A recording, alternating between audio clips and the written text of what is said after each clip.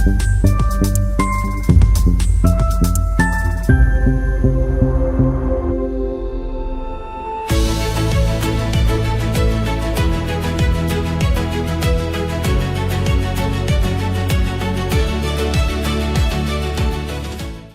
Friends, the unique अकॅडमीच्या online प्लॅटफॉर्मवर आपले स्वागत आहे. आपण MPSC group B group C combine पूर्व परीक्षा जी आहे त्यांची PYQ सिरीज आपण स्टार्ट करत आहोत. या सिरीज मध्ये आपण सामान्य विज्ञान या घटकाचे प्रिव्हियस इयर क्वेश्चन पेपर्स आपण बघणार आहोत. आजची जी प्रश्नपत्रिका आहे ती एमपीएससी कंबाईन ग्रुप बी 2025 ची परीक्षा 25 ची प्रश्नपत्रिका आहे. ही जी परीक्षा आहे ही 4 जानेवारी 2026 ला झाली होती. आता आपण द युनिक अकॅडमीच्या ऑफलाईन आणि ऑनलाईन बॅचेस सुद्धा असतात या MPSC group B group C preparation साठीच्या. आणि आपली जी अपकमिंग बॅच आहे, जी ऑफलाईन बॅच आहे, जी 15 जुलैला स्टार्ट होणार आहे आणि तिचा टायमिंग असणार आहे सकाळी 10:30 ते 12:30 या वेळेमध्ये. या व्यतिरिक्त ऑनलाईन बॅच सुद्धा स्टार्ट होत आहे जी पूर्णपणे ऑनलाईन असणार आहे आणि ती जी स्टार्ट होते आहे ती 20 जुलै ला स्टार्ट होते आहे आणि टायमिंग असणार आहे 10:30 ते 12:30. तुम्हाला या बॅचेसच्या संदर्भात कॉन्टॅक्ट करायचं असेल तर तुम्ही ह्या नंबरवरती कॉन्टॅक्ट करू शकतात 9890192929. परत एकदा सांगते नंबर की जर तुम्हाला MPSC group B group C या बॅचेस जर जॉईन करायच्या असतील तर आणि त्या बॅचेसच्या संदर्भात एन्क्वायरी करायची असेल तर तुम्ही या नंबरवरती कॉन्टॅक्ट करू शकतात 9890192929. ओके, आपण आजची जी प्रश्नपत्रिका आहे त्यातील जनरल सायन्सचे जे घटक आहेत त्याचे क्वेश्चन्स आपण बघणार आहोत. प्रश्न आहे, अप्रकट विलयन उष्मा म्हणजे डॅश डॅश. पदार्थाच्या एकक वस्तुमानाला उष्णता देण्यासाठी लागणाऱ्या उष्णतेची मात्रा. सेकंड ऑप्शन आहे, एकक वस्तुमानाचे तापमान 1 डिग्री सेंटीग्रेडने वाढवण्यास लागणाऱ्या उष्णतेची मात्रा. थर्ड ऑप्शन आहे, पदार्थाच्या एकक वस्तुमानाला त्याच्या विलयन बिंदूवर तापमान वाढवण्यासाठी घन स्थितीतून द्रव स्थितीत रूपांतरित करण्यासाठी लागणाऱ्या उष्णतेची मात्रा. आणि चौथा ऑप्शन आहे, वरीलपैकी काहीही नाही. तर अप्रकट उष्मा लॅटेंट हीट ऑफ फ्युजन म्हणजे काय असतं?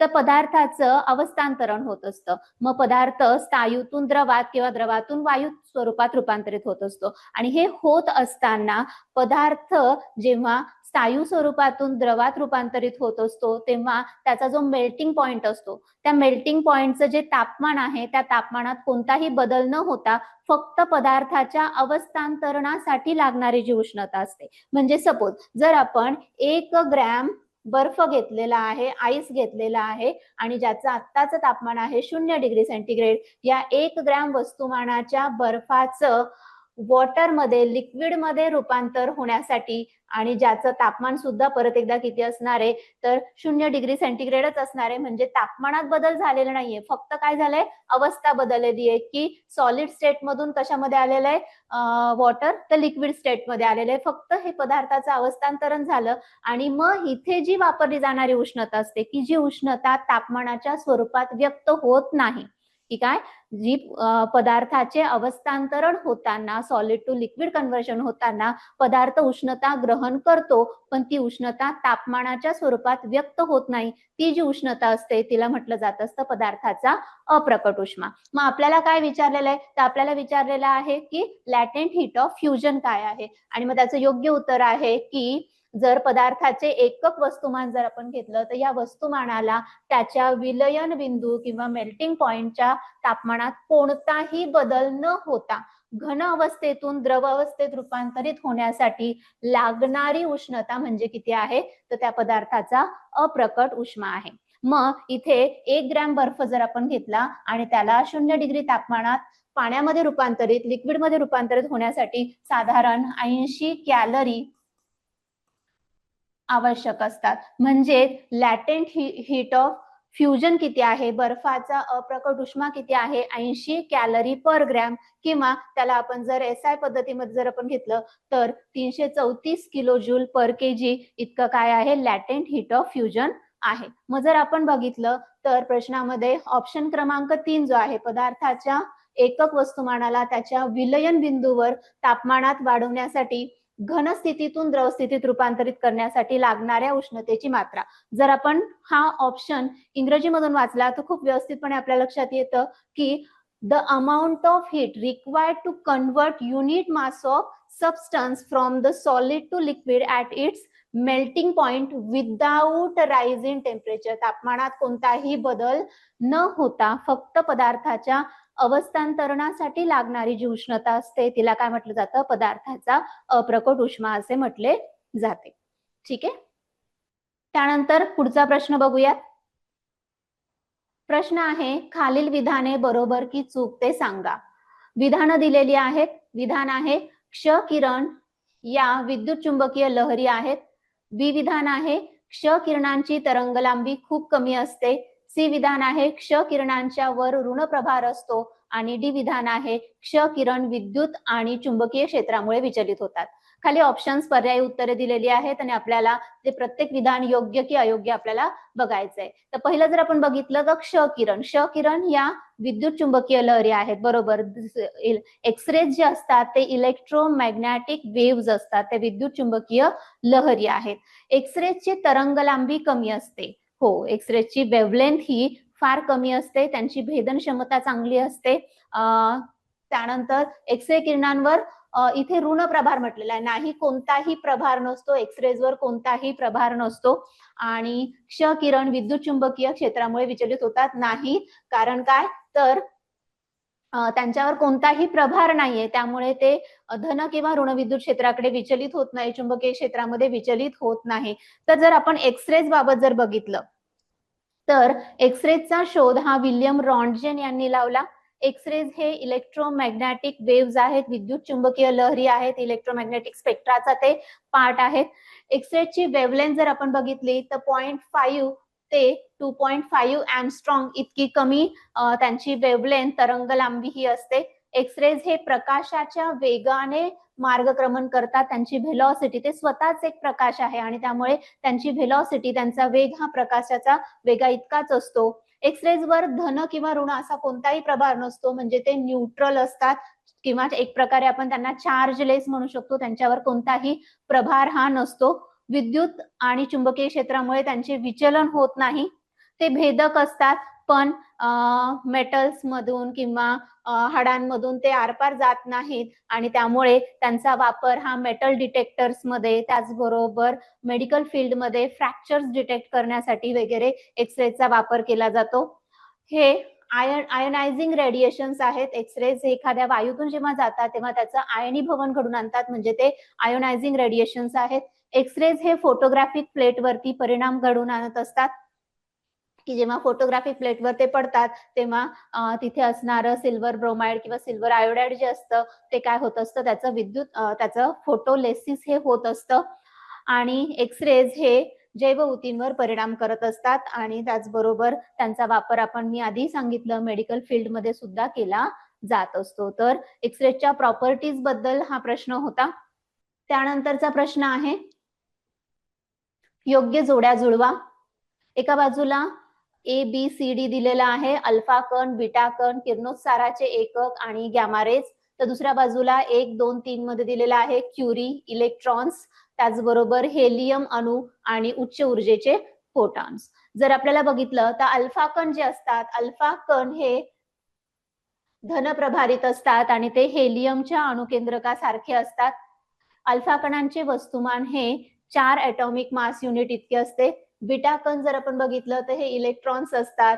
किरणोत्साराचे एकक हे क्युरी आहे आणि गॅमा किरणचे उच्च ऊर्जेचे फोटॉन्स असतात. मग यानुसार जर आपण बघितलं तर पर्याय क्रमांक, किरणोत्साराचे एकक जर आपण बघितलं तर पर्याय क्रमांक 4 हे या प्रश्नाचं योग्य उत्तर हे आहे. आता अल्फा कण हे हेलियम ॲटम्स असतात. अल्फा कण म्हणजे हेलियम अणूचे केंद्रक आहे, ज्यांच्यात 2 प्रोटॉन्स आणि 2 न्यूट्रॉन्स असतात. ते जड आणि कमी भेदक असतात. अल्फा कणांची पेनिट्रेशन पॉवर ही बीटा आणि गॅमा प्रारणांच्या कंपॅरेटिव्हली कमी असते. बीटा प्रारणे जे असतात त्या बीटा कण्स हे इलेक्ट्रॉन स्वरूप असतात, त्यांना पॉझिट्रॉन्स सुद्धा म्हटलं जातं आणि हे हलके असून अल्फा कणांच्या तुलनेने कंपॅरेटिव्हली त्यांची भेदन क्षमता ही जास्त असते. किरणोत्साराचे एकक जर आपण घेतलं, रेडिओ ऍक्टिव्हिटीचे युनिट जर आपण घेतलं, तर रेडिओ ऍक्टिव्हिटी ही क्युरी मध्ये मोजली जाते. या व्यतिरिक्त बेक्वेरेल मध्ये सुद्धा एसआय पद्धतीमध्ये किरणोत्साराचे एकक बेक्वेरेल असतं, पण हे ट्रेडिशनल युनिट आहे क्युरी. आणि 1 क्युरी म्हणजे किती असतं? 1 क्युरी म्हणजे असतं 3.7 इंटू 10⁻10 डिसइंटिग्रेशन पर सेकंड. गॅमा रेज काय असतात? गॅमा रेज हे इलेक्ट्रोमॅग्नेटिक वेव्हज आहेत आणि त्यांची फोटॉन्स हे हाय एनर्जी फोटॉन्स असतात. त्यांची भेदन क्षमता प्रचंड जास्त असते. ते त्यांच्यावरती कोणताही प्रभार हा नसतो आणि ते अत्यंत भेदक असतात. पुढचा प्रश्न आहे, पृथ्वीच्या वातावरणाचे थर जे जमिनीपासून वरच्या दिशेने क्रमाने आहेत त्यांचा खालीलपैकी कोणता क्रम बरोबर आहे? तर जे ऍटमॉस्फेरिक लेयर्स आहेत त्या ऍटमॉस्फेरिकचा लेयर्सचा खालून वरच्या दिशेने जाणारा योग्य क्रम आपल्याला सांगायचा आहे. तर तपांबर, स्थितांबर, मध्यांबर आणि उष्णांबर म्हणजे ट्रोपोस्फियर, स्ट्रॅटोस्फियर, मिझोस्फियर आणि थर्मोस्फियर असा हा योग्य क्रम येणार आहे. पर्याय क्रमांक 4 हे या प्रश्नाचं योग्य उत्तर आहे. इथे जर आपण बघितलं तर ट्रोपोस्फियर जो असतो म्हणजेच तपांबर जो असतो हा पृथ्वीच्या पृष्ठभागापासून साधारण 0 ते 12 किलोमीटर इतक्या उंचीपर्यंत तपांबराची उंची असते. तपांबरामध्ये आपल्याला वेदर फेनॉमेनाज बघायला मिळतात, त्याचबरोबर ढग, क्लाउड्स आणि इथे आपल्याला लाईफ बघायला मिळत असते. त्यानंतर आहे स्ट्रॅटोस्फियर म्हणजेच सीतांबर. स्ट्रॅटोस्फियरची उंची जर आपण बघितली तर स्ट्रॅटोस्फियरची उंची ही 12 किलोमीटर पासून तर 50 किलोमीटर इतक्या उंचीपर्यंत स्ट्रॅटोस्फियर असतो. या स्ट्रॅटोस्फियर मध्येच आपल्याला ओझोनचा थरही बघायला मिळतो, ज्याला आपण ओझोनोस्फियर असं आपण म्हणत असतो. यामध्ये जेट एअरक्राफ्ट मार्गक्रमण करत असतात याच भागातून. त्यानंतर आहे मिझोस्फियर. मिझोस्फियरची उंची जर आपण घेतली तर पृथ्वीच्या पृष्ठभागापासून मिझोस्फियरची उंची ही 50 किलोमीटर पासून तर 80 किलोमीटर इतक्यापर्यंत असते. हा जो वातावरणाचा भाग आहे हा सर्वात थंड असा वातावरणाचा भाग आहे. यामध्ये आपल्याला उल्का बघायला मिळतात, त्याचबरोबर हा थंड कोल्डेस्ट असा लेअर आहे. त्यानंतरचा वरचा त्यापेक्षा वरती असणारा थर असतो थर्मोस्फियर. उंची जर आपण बघितली तर 80 किलोमीटर पासून साधारण 700 किलोमीटर पर्यंत थर्मोस्फियरची उंची असते आणि यामध्ये आपल्याला ध्रुवीय प्रकाश, त्यानंतर सॅटेलाइट्स, त्याचबरोबर इथे आयनोस्फियर्स, आयन्सच्या फॉर्म मध्ये आपल्याला गॅसेस बघायला मिळतात म्हणून त्याला आयनोस्फियर असं म्हटलं जातं. आणि 700 किलोमीटर पेक्षा जास्त उंचीवरती असतो एक्झोस्फियर. जर आपण क्रम बघितला मग त्यामुळे काय आहे तर ट्रोपोस्फियर, त्यानंतर स्ट्रॅटोस्फियर, त्याच्याही वरती आहे मिझोस्फियर, त्याच्यावरती आहे थर्मोस्फियर आणि सर्वात वरती किंवा बाहेरच्या वातावरण जे आहे त्याला आपण एक्झोस्फियर, बाह्यांबर असं आपण म्हणतो. पुढचा प्रश्न, ऍल्युमिनियमचे प्रमुख खनिज कोणते?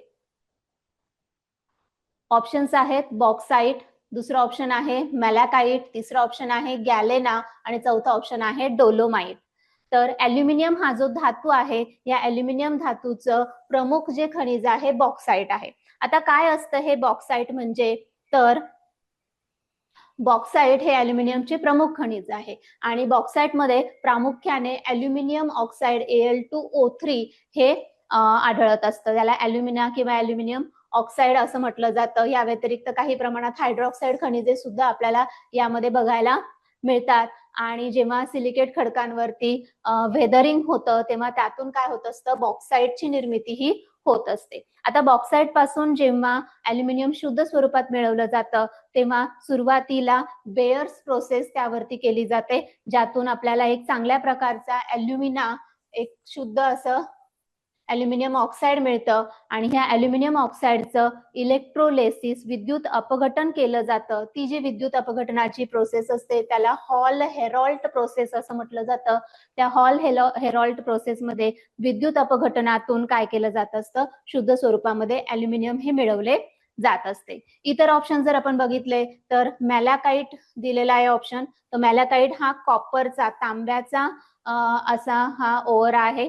या व्यतिरिक्त गॅलेनामध्ये शिस आढळतं, लेड, पीबी, शिस गॅलेनामध्ये आढळतं. आणि डोलोमाइट हा जर आपण बघितला तर हा कॅल्शियम आणि मॅग्नेशियम कार्बोनेटचा काय आहे, एक मिनरल आहे. तर ॲल्युमिनियमचं मुख्य खनिज काय आहे, तर ॲल्युमिनियमचं मुख्य खनिज जे आहे ते आहे बॉक्साईट.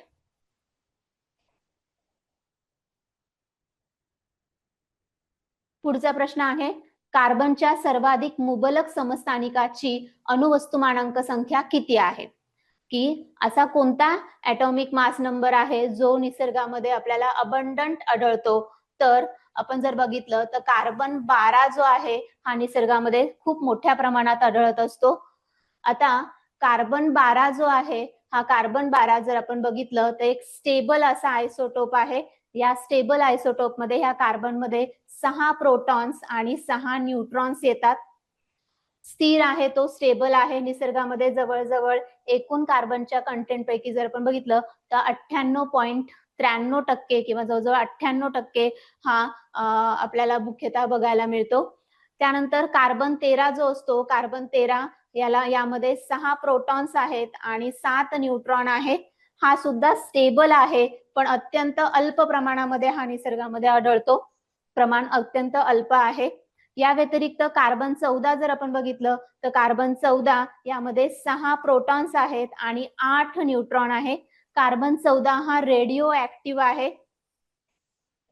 कार्बन 14 हा रेडिओ ऍक्टिव्ह आहे, किरणोत्सारी आहे. आणि हा किरणोत्सारी असल्यामुळे याचा वापर आपण रेडिओ ऍक्टिव्ह कार्बन डेटिंग मध्ये करत असतो. त्याचबरोबर इतर ज्या बायोलॉजिकल रिॲक्शन स्टडी करायचे असेल तर त्यांचा स्टडी करताना सुद्धा कार्बन 14चा वापर हा केला जात असतो. कार्बन 14 सुद्धा खूप ट्रेसेस फार अल्प प्रमाणामध्ये निसर्गामध्ये आढळतो. तर मग आपला प्रश्न जो आहे की निसर्गामध्ये असा कोणता आयसोटोप कार्बनचा आहे जो सर्वात मुबलक प्रमाणामध्ये आढळतो, तर योग्य उत्तर आहे कार्बन 12, जो भरपूर प्रमाणामध्ये जवळजवळ 98.9% इतक्या प्रमाणामध्ये तो निसर्गामध्ये आढळत असतो. पुढचा प्रश्न आहे, डेंटॅलियम हा प्राणी कोणत्या संघामध्ये मोडतो? ऑप्शन्स आहेत मॉलुस्का, सेकंड ऑप्शन आहे ॲनिलिडा, थर्ड ऑप्शन आहे ऑर्थ्रोपोडा, फोर्थ ऑप्शन आहे इकायनोडर्मॅटा. आता डेंटॅलियम हा जो आहे याला टस्क शेल म्हणून सुद्धा ओळखलं जातं आणि हा मॉलुस्का प्रकारातला शेल ॲनिमल आहे. हा शंख किंवा कवच असणारा कवचधारी ॲनिमल आहे. डेंटॅलियम अशा प्रकारचं एखाद्या हत्तीच्या दातासारखं तो दिसावा असा त्याचं शेल असतं आणि म्हणून त्याला टस्क शेल म्हणून सुद्धा ओळखलं जातं किंवा दातासारखा शंख असणारा असा हा प्राणी. हे जे प्राणी असतात हे समुद्री जीव आहेत. समुद्रामध्ये मातीमध्ये किंवा वाळूमध्ये ते रुतून बसलेले असे ते राहत असतात. तर डेंटॅलियम हा मॉलुस्का आहे, मृदुकाय प्राणी संघातला प्राणी आहे आणि त्याचं शंख जे आहे ते एखाद्या दातासारखं दिसते.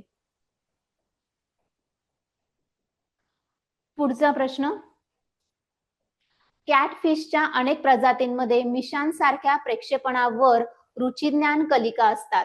ज्या अन्न शोधण्यास मदत करतात त्या प्रक्षेपणांना डॅश डॅश म्हणतात. की जे विस्कर लाईक प्रोजेक्शन्स आहेत कॅटफिश मध्ये ज्याच्यावरती टेस्ट बर्ड्स असतात त्यांना काय म्हणतात असा प्रश्न विचारलेला आहे. ऑप्शन जर आपण बघितले तर फर्स्ट ऑप्शन आहे इंटर डिजिटेटिंग फेरेंजियल टीथ किंवा दात, त्यानंतर बार्बल्स, त्यानंतर मोलारी फॉर्म्स दात आणि कॅनिनी फॉर्म्स दात असे ऑप्शन्स आहे. आता मुळातच इथे प्रत्येक ठिकाणी दात हा शब्द आलेला आहे आणि आपल्याला माहिती आहे दातावरती कुठेही काय नसतात, टेस्ट बर्ड्स नसतात. त्यामुळे अगदी आपण इलिमिनेशन टेक्निकने सुद्धा या प्रश्नाचं उत्तर बार्बल्स अशा प्रकारे आपण देऊ शकतो. आता हा जो कॅटफिश आहे, कॅटफिशचा जो विस्कर सारखा जो भाग आहे त्याच्यावरती काय आहे तर त्याच्यावरती हे बार्बल्स जे असतात किंवा तो मिशांसारखा जो भाग आहे त्याला बार्बल्स असं म्हटलं जातं. त्यावरती टेस्ट बर्ड्स असतात आणि ह्या टेस्ट बर्ड्स असल्यामुळे अगदी गढूळ अशा पाण्यामध्ये सुद्धा या कॅटफिशला त्याचं अन्न शोधणं काय होत असतं, शक्य हे होत असते. तर योग्य उत्तर आहे बार्बल्स. पुढचा प्रश्न आहे, खालीलपैकी कोणता प्राणी सर्वात आदिम पृष्ठवंशीय प्राण्यांचा गट अज्ञाथाशी संबंधित आहे. अज्ञाथा. ऑप्शन्स आहेत स्कॉलिडॉन, ज्याला डॉगफिश पण म्हटलं जातं. त्यानंतर सेकंड ऑप्शन आहे रॅटस. रॅटस म्हणजे काळा उंदीर. त्यानंतर थर्ड ऑप्शन आहे पेट्रोमायझॉन, ज्याचं बायोलॉजिकल नेम आहे लॅम्प्रे. आणि फोर्थ ऑप्शन आहे लोरिस. तर योग्य उत्तर आहे पेट्रोमायझॉन. अज्ञाथा म्हणजे काय इथे, तर अज्ञाथा म्हणजे असे प्राणी की ज्यांना जबडे नाहीयेत, ज्यांचं माउथ असं सर्क्युलर आहे. यांना अजून एका नावाने ओळखलं जातं सायक्लोस्टोमॅटा. ज्यांचं माउथ काय आहे, सर्क्युलर आहे. आणि सर्क्युलर असल्यामुळे म्हणून त्याला सायक्लोस्टोमॅटा, ओपनिंग स्टोमॅटा. तर यांचं माउथ हे सर्क्युलर असतं आणि त्यांना सकर्स असतात, ते सक करतात. एक पॅरासाइट प्रकारचे ते असतात. हे समुद्री जीव आहेत जे दुसऱ्या एखाद्या माशाला खालून चिटकतात आणि त्यापासून पोषण मिळवतात, सक करतात. आणि म्हणून यांना चुशीमुख म्हणून सुद्धा ओळखलं जातं, सकर्स असणारे.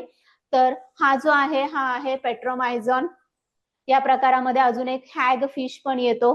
तर पेट्रोमायझॉन हा काय आहे, हा असा आहे अज्ञाथा, जबडे नसणाऱ्या प्राण्यांच्या प्रकारातला हा सजीव आपल्याला म्हणता येईल, ज्याला सायक्लोस्टोमॅटा, सायक्लिक माउथ, अज्ञाथा असं म्हटलं जातं. यांच्यामध्ये अनपेअर्ड फिन्स हे त्यांचं अजून एक वैशिष्ट्य आहे की नॉर्मली जर आपण मासा काढला तर आपण दोन्हीकडे असे फिन्स काढतो, म्हणजे पेअर्ड फिन्स असतात. पण इथे अनपेअर्ड फिन्स यांच्यामध्ये बघायला मिळतात. यांच्यामध्ये सकर्स असतात आणि त्यामुळे ते पॅरासायटिक अशा स्वरूपातले ते असतात. नॉर्मली जर आपण बघितलं तर कोस्टल रिजन मध्ये हे आढळतात किंवा जर आपण बघितलं तर यांच्यामध्ये आपल्याला living fossil as a consider ते केले जातात, कारण अँसिस्ट्रल व्हर्टेब्रल ट्रेड यांच्यामध्ये आपल्याला बघायला मिळून जातो. तर हा पेट्रोमायझॉन जो आहे हा काय अज्ञाथा प्रकारातील असा अदीम असा सजीव हा आहे.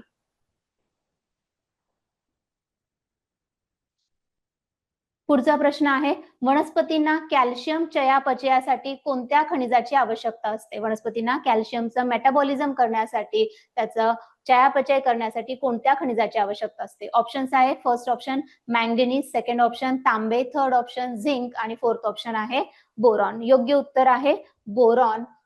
बोरॉनची आवश्यकता असते कॅल्शियमच्या मेटाबॉलिझमसाठी.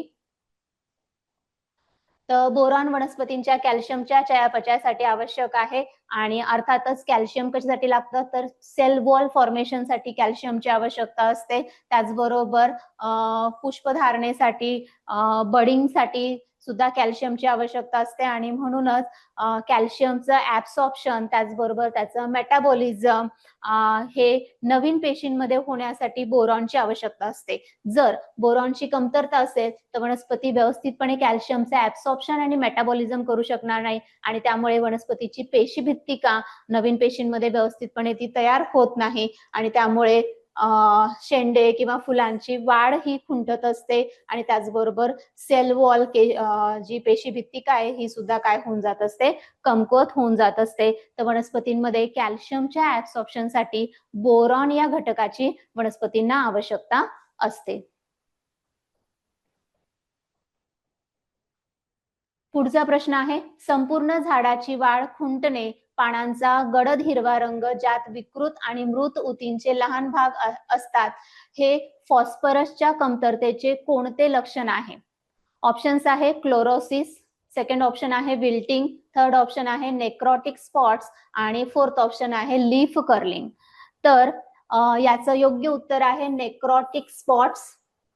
काय असतं नेक्रोटिक स्पॉट्स म्हणजे, तर जेव्हा एखाद्या वनस्पतीला फॉस्फरसची कमतरता भासते तेव्हा त्या वनस्पतीच्या पानांवरती, ते पानं मुळात गडद हिरव्या रंगाची होतात आणि त्यानंतर त्या पानांवरती अशी ब्राऊन किंवा तपकिरी किंवा ब्लॅकिश कलरचे स्पॉट्स हे तयार होत असतात. तिथे डेड टिश्यू तयार होतात. त्या फॉस्फरसच्या अभावामुळे तिथे डेड टिश्यू पेशींचा मृत्यू होतो, ऊतींचा मृत्यू होतो आणि डेड टिश्यू तयार होतात. त्याला नेक्रोटिक स्पॉट्स असं म्हटलं जातं. या व्यतिरिक्त इतर ऑप्शन्स जे दिलेले आहेत, क्लोरोसिस म्हणजे काय, तर क्लोरोसिस म्हणजे जर वनस्पतीला नायट्रोजनचा किंवा मॅग्नेशियमचा अभाव असेल तर अशा वेळी वनस्पतीमध्ये क्लोरोफिल पिगमेंटची निर्मिती व्यवस्थितपणे होत नाही आणि वनस्पतींचा हिरवा रंग कमी होतो, ते पानं पिवळी पडतात, त्याला क्लोरोसिस असं म्हटलं जातं.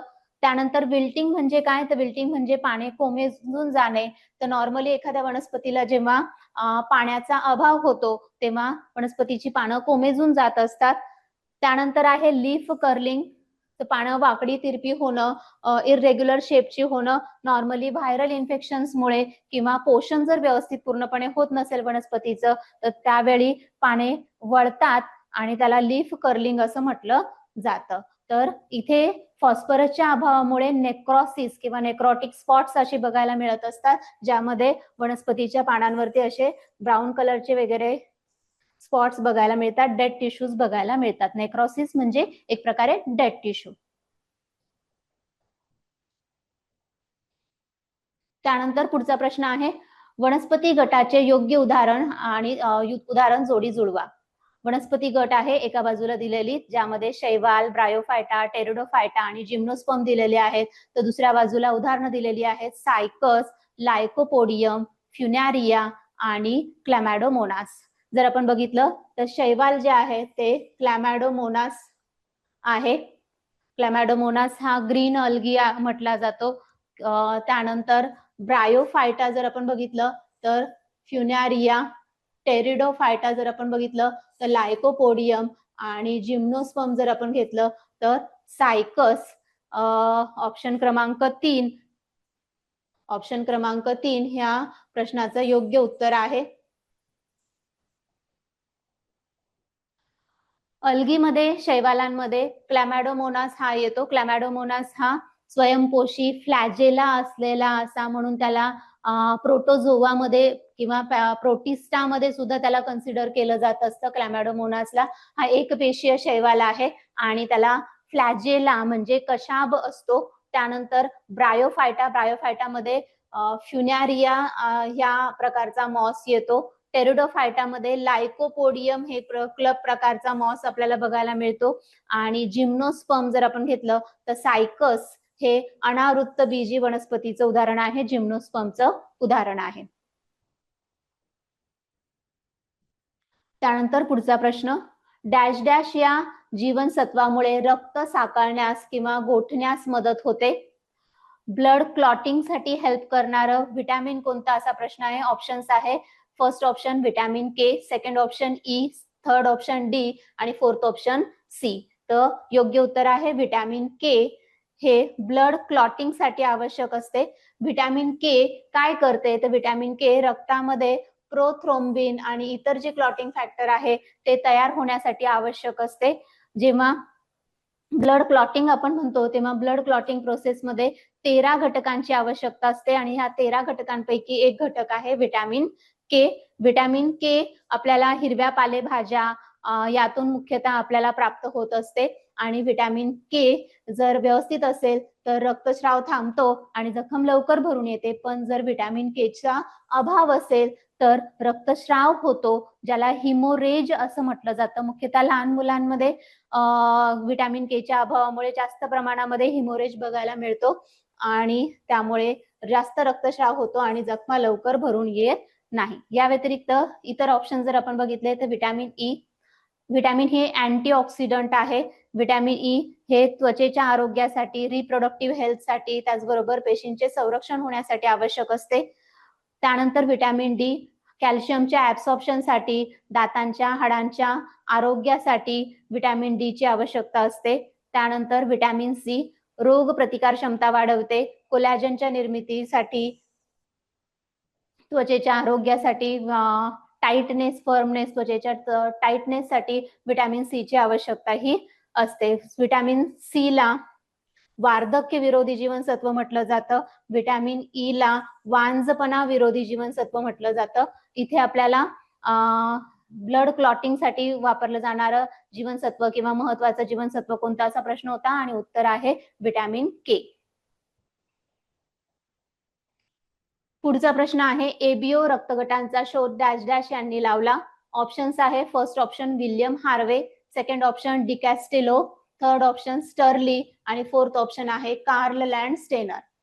तर योग्य उत्तर आहे कार्ल लँडस्टेनर यांनी एबीओ रक्तगटांच्या पद्धतीचा शोध लावलेला.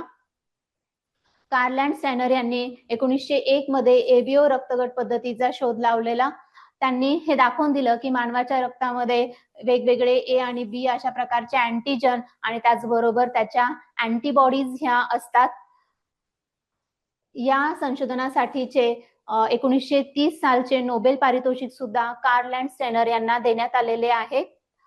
विल्यम हार्वे, इतर ऑप्शन्स बद्दल जर आपण बघितलं तर विल्यम हार्वे यांनी रक्ताभिसरणाचा शोध लावला. डिकॅस्टिलो आणि स्टर्ली यांनी काय केलेलं तर जेव्हा रक्तगटांचा शोध लागला त्यानंतर एबी प्रकारचा जो रक्तगट आहे पर्टिक्युलर, या एबी रक्तगटाचा शोध डिकॅस्टिलो आणि स्टर्ली यांनी लावलेला आहे. तर एबीओ ब्लड ग्रुप सिस्टम जे आहे जवळजवळ 40 ते 45 प्रकारच्या रक्तगट शोधण्याच्या पद्धती आहेत. त्यापैकी जी कॉमनली वापरली जाणारी पद्धत आहे ती आहे एबीओ ब्लड ग्रुप सिस्टम आणि ह्या एबीओ ब्लड ग्रुप सिस्टमचा शोध लावलेला आहे कार्ल लँडस्टेनर यांनी. पुढचा प्रश्न आहे जागतिक मधुमेह दिन डॅश डॅश या दिवशी साजरा केला जातो. World diabetes day celebrated on dash dash. Options आहे 14 जून, सेकंड ऑप्शन आहे 29 सप्टेंबर, थर्ड ऑप्शन आहे 7 एप्रिल आणि फोर्थ ऑप्शन आहे 14 नोव्हेंबर. योग्य उत्तर आहे 14 नोव्हेंबर. मधुमेह हा चयापचयातील बिघाडामुळे होणारा आजार आहे आणि याबाबत अवेअरनेस क्रिएट करण्यासाठी त्याचं प्रतिबंध कसा करता येईल, त्याचं व्यवस्थापन कसं करता येईल आणि त्याचे उपचार काय असतात याबाबत जनजागृती करण्यासाठी दरवर्षी 14 नोव्हेंबर हा जो दिवस आहे हा वर्ल्ड डायबिटीज डे म्हणून सेलिब्रेट केला जात असतो. आणि हा दिवसच का निवडला गेला तर इन्सुलिनचा शोध लावणारे सर फ्रेडरिक बेंटिंग यांचा तो जन्मदिवस आहे. तर इन्सुलिनचा शोध कोणी लावलेला आहे तर फ्रेडरिक बेंटिंग यांनी इन्सुलिनचा शोध लावलेला आहे आणि त्यांचा तो जन्मदिवस आहे 14 नोव्हेंबर आणि म्हणून दरवर्षी 14 नोव्हेंबर हा डायबिटीज बाबत लोकांमध्ये अवेअरनेस क्रिएट करण्यासाठी त्याचे प्रतिबंध कसा करता येईल, तो कशा पद्धतीने टाळता येईल, त्याचबरोबर त्याचे उपचार काय आहे, डायबिटीस असेल तर त्याचं व्यवस्थापन कसं करता येतं याबाबत लोकांमध्ये अवेअरनेस क्रिएट करण्यासाठी 14 नोव्हेंबर हा वर्ल्ड डायबिटीज डे म्हणून सेलिब्रेट केला जातो. या व्यतिरिक्त जर आपण बघितलं तर अवेअरनेस क्रिएट करण्यासाठी हा दिवस हा सेलिब्रेट केला जात असतो. तर अशा प्रकारे ही जी 4 जानेवारीच्या दिवशी झालेली जी एक्झाम आहे 2026 मध्ये 2025 ची ग्रुप बी 2025 प्रिलिम्स जे आहे त्यातील सामान्य विज्ञान या घटकाचे क्वेश्चन्स आपण बघितलेले आहेत.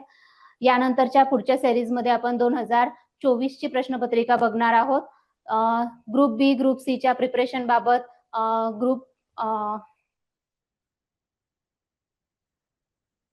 ग्रुप बी ग्रुप सी च्या प्रिपरेशनसाठी द युनिक अकॅडमीच्या अपकमिंग बॅचेसचं शेड्यूल मी तुम्हाला सांगितलेलं आहे. 15 जुलै आणि 20 जुलैला ऑफलाईन आणि ऑनलाईन बॅचेस स्टार्ट होत आहेत. तर तुम्ही ह्या बॅचेस नक्कीच जॉईन करू शकतात. धन्यवाद.